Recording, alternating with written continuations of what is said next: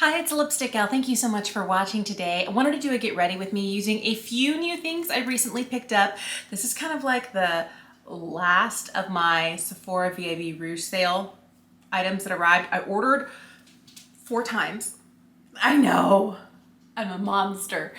And it was on the last day and it took like more than a week to get here, and then some other things came. Anyway, it's been sitting here for a while. I haven't tried any of it, but I'm dying to know. So let's dive into it. As I'm just putting on this corrector from Charlotte Tilbury, this is the Magic Vanish. I would love to know if you have a favorite color corrector that you absolutely swear by. This one's nice, and I'm thinking, do I want to repurchase it because like we're getting there, or do I want to try something different? So if you have a recommendation, please let me know. So let's try this on. This is from Sephora. This is their best skin ever, and it's their perfect natural finish longwear foundation. I saw a really great review of this and I thought, you know, that looks like the type of foundation I would like. What's interesting is that you're not getting a full ounce. You're getting 0.84 ounces. So just shy of an ounce. It's $20. I have the shade 04N, which is a fair neutral. I'm kind of wondering whether it's gonna be good for me, but let's find out. It looks so much lighter outside of the packaging, doesn't it? Oh no, I don't know. This might be too light for me. We'll do our best. This may be too light. I'm kind of thinking that it is. Do I want to mix it with something? No, I think I'm going to wear it really light today just to see what the formula and the foundation coverage is like. The hard thing is when a foundation is too fair for me, it tends to make my skin appear just a little bit drier. I definitely need a shade darker than this. The one thing that I do like is that it comes in a nice glass package. It has a pump attached to it. I feel like there are so many less expensive foundations that come with pumps that when products like NARS Sheer Glow or the Estee Lauder Double Wear don't come with pumps, I'm like, how dare you charge me more than $40 and not come with a pump? I know you can do it. If drugstore can do it, you can do it too. I feel like all I need is a late 16th century rough collar and like a really high forehead and bright red hair, and I could be like the role of Queen Elizabeth will be played by the Lipstick Gal today. It's kind of how I feel. When I'm looking at this up close, I'll tell you the one thing that I like is that it looks like skin. It has a slight glow to it. I know it's the wrong shade. I know. I'm gonna make it work today, but I feel like this would look even more beautiful if it was the right shade for me. But what's interesting is this is a medium to buildable coverage, and maybe buildable if you were using a brush and not a sponge. I feel like a damp sponge is, you know, picking up all the excess product, but I feel like it looks really skin-like. I feel like it's really pretty on the skin. I'm just reading the back, and the back says that it's enriched with algae extracts and hyaluronic acid, provides anti-pollution benefits and 24-hour hydration. I love that. Clinically proven to reduce signs of stress and fatigue. Okay. This last year, like stress and fatigue, yes. So I wonder what the clinically proven to reduce the signs of, what is that? If that could take away some of the gray hair I've acquired, I wouldn't mind that. If it would take away some of the expression and worry lines in my forehead, I wouldn't mind that. I think it might just be like we've got skincare in here that's supposed to be good for you. I don't know. That's a pretty big claim to clinically reduce the signs of stress and aging. I'll be the judge of that. I'm gonna have to go for a really light concealer. I don't know if this is gonna be light enough today, but I'm just gonna throw this on. This is from Makeup Revolution. This may be not light enough. I have been picking up way too many powders recently, but I got this. This is from Kosas. This is their Cloud Set Talc-Free powder. This is in the shade Airy. It's the lightest shade they make. It looks like it's gonna be a good color for my face, but I'm going to use it just to set my under eye. I'm gonna make sure I don't have any foundation or concealer kind of hiding here. And I'm just gonna use this under the eyes just for the moment, and I may put some more other places, but I want to get the rest of my face put on first, but I don't want my concealer to travel into my crinkles. This is not my favorite concealer under the eyes, and I'm wondering if it's because this is a little bit more drying. Even though it's the Conceal and Hydrate, I wonder if my under eyes would look better if I was using a different concealer, because right now they're looking a little dry and just a smidge cakey, and I don't have that much powder on. Maybe this is not good for under the eye, but everywhere else. I'm pretty picky when it comes to under eye powders, but let's keep going with the face. I'm gonna throw on some of the Danessa Myricks bronzer. I have the cream in the shade Light. What I like about this is that it kind of blends itself. And this type of kind of a more dense brush works really beautiful for this type of a cream product. I picked up 2 of the Melt Blushlights during the recent sale. This is one that I picked up with my first order, but it didn't come at the same time. It came later and then I forgot to incorporate it. This is the color called Sandy Cheeks. It's a little bit more orangey terracotta. This is the color I really wanted because this is the one that has a little bit of pearl in it. Oh, she's so pretty. And this one is called Polished.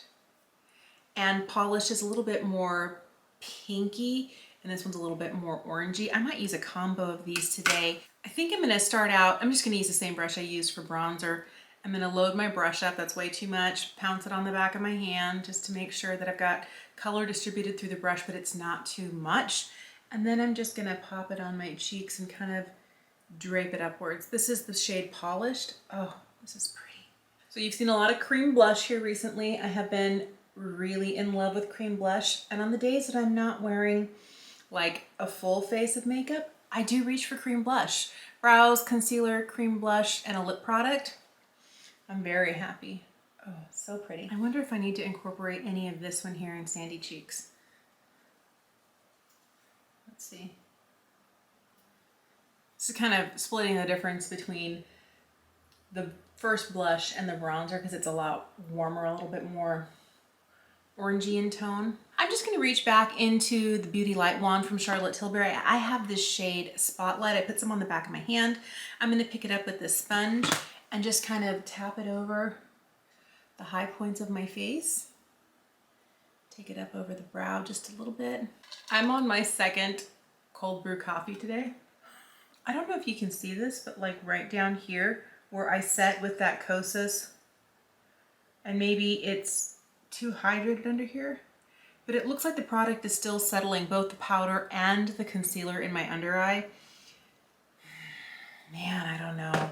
I'm starting to use a new product under my eyes for hydration, and I don't know whether I'm using too much of that, whether I'm not using enough powder. I always wanted lightly powder, and I know not all powders are meant to go under the eyes. This is supposed to be I think it's a finishing powder, but I'm just gonna see if I can, you know, spread this out and add a little bit more and see if that helps. This Anastasia Brow Wiz has been through the mill. It lost its spoolie, so it's kind of like we've been through the beauty wars. I'm using the Wet n Wild Brow-sessive today. I just have the shade Brown. I feel like this is a really nice, light hold sort of product. It doesn't have any fibers in it, but I feel like it does a really good job of kind of giving some texture to the brows and holding them without being stiff. I've been loving this for really easy, like one and done eyeshadows. This is from Revlon. This is their So Fierce eyeshadow. I have the shade Slight Flex, and this one here at the end, this kind of taupey duochrome, is my favorite. I never thought that I would be reaching for an eyeshadow like this, but I just love how just from like inner corner all the way out, it's super easy, very pretty, and it does have kind of like it does have a really pretty duochrome flip to it, but it's not too much. So for a one and done eyeshadow look, I really love this. I don't know if this is a good idea or not, but I'm going to use the Hourglass 1.5mm eyeliner in Ocean, I think it's Ocean Floor. It's kind of like a deep blue, kind of a navy. I don't have a lot of blue liners. One of the things I also picked up recently was a new Idole mascara from Lancome. I love this. I'm gonna have to put the other one in my empties, but this mascara has surprised me. I normally don't prefer these kind of rubberized wands. I really like this one though. And since I'm not going for like a super bold eye look today, I thought I would just use it without a primer. It's time to try these on. These are the Souffle lip creams, the matte lip creams from Rare Beauty. I had got this little mini set. I didn't want to buy full-size lipsticks because these are kind of out of character for me. I normally don't reach for a matte liquid lipstick, and that's what these are. But the formula said that they were going to be hydrating and creamy and moussey, and all of those things sounded like yeses for me. So I'm gonna throw this one on here. This is the shade Fearless, and I feel like, oh, I like it. Right off the bat, I feel like this is one of those that would look good with kind of like a blurry lip line. You didn't need to be like uber specific in how you put it on. And I don't know whether it's the shade or the formula. I really like the way this feels. As I'm rubbing my lips together, it feels like it's gliding, like it's hydrating, like it's soft. It's instantly matte. There's nothing shiny at all about this. There's no even like a demi matte.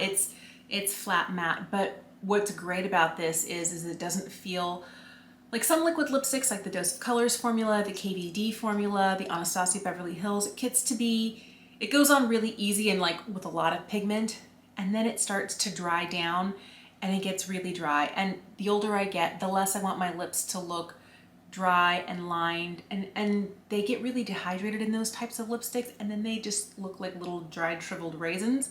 I don't think that's gonna happen with this. This formula is actually made to be hydrating, so I don't think these dry down to that same, you know, indelible surface that you would get from some of those other more traditional liquid matte lipsticks. This almost feels like something I'd be willing to put on my lips if halfway through the day, like it had worn off and I needed hydration. I could see myself reaching for this, which is weird because I can't think of another liquid lipstick that I would reach for hydration midday. This shade is definitely a me shade. I love these kind of warm reds.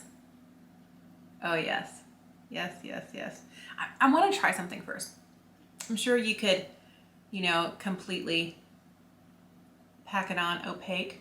It's so pretty even just like this. I just put like a little bit here, smushed my lips together, and then just started tapping it out. Uh-huh. Oh yeah. This is definitely the sort of lip product where I don't feel like you have to be too careful, even though it's a bright, bold red. It's not as thick or plush a layer as if you were to like layer it on all the way, but I do feel like even this sort of a slightly, you know, gentle stain is really pretty. But I do want to put it on full force. Let's see what happens. One thing that I really like is that the applicator is like a little wedge. Where it has two flat sides, it picks up a real good amount of product, but overall it's like a little wedge. And since it comes kind of like to a little square tip, it gives you some real good precision with lining your lips. I love this color. It's so good. This is Inspire, by the way, and I love this kind of tomatoey red. I feel like this is one that as it wears down throughout the day, it's not going to be uncomfortable, and it should be easy to reapply over itself. Some liquid lipsticks you have to completely remove before you reapply, or they kind of grab and bunch up, or you just get kind of, I don't know, goopy. And maybe those are the old style liquid lipsticks that I remember trying, you know, 7-10 years ago that I was just like, nope, not for me. But I'll tell you, this is like a very different type of formula. And I wish that they made a whole bunch of like little minis of their colors, because I would like more shades of this. This is a really nice formula. I like it a lot. All right, so I definitely want to try this again in the right color, because I feel like I either need to snap on my Elizabethan ruff, you know, and put on a red curly wig with some pearls and be Elizabeth I, or I need to sign up for like cosplaying as a vampire, because this is definitely not my shade. It's maybe 1 or 2 levels too light for me, but I feel like the way that it feels in the places I haven't set my skin is really nice. Love. I will have to let you know whether they do end up drying out my lips, whether they end up making my lips look more lined as the day goes on, because right now I feel like they do as good as any other matte lipstick, bullet or liquid formula, that I absolutely adore.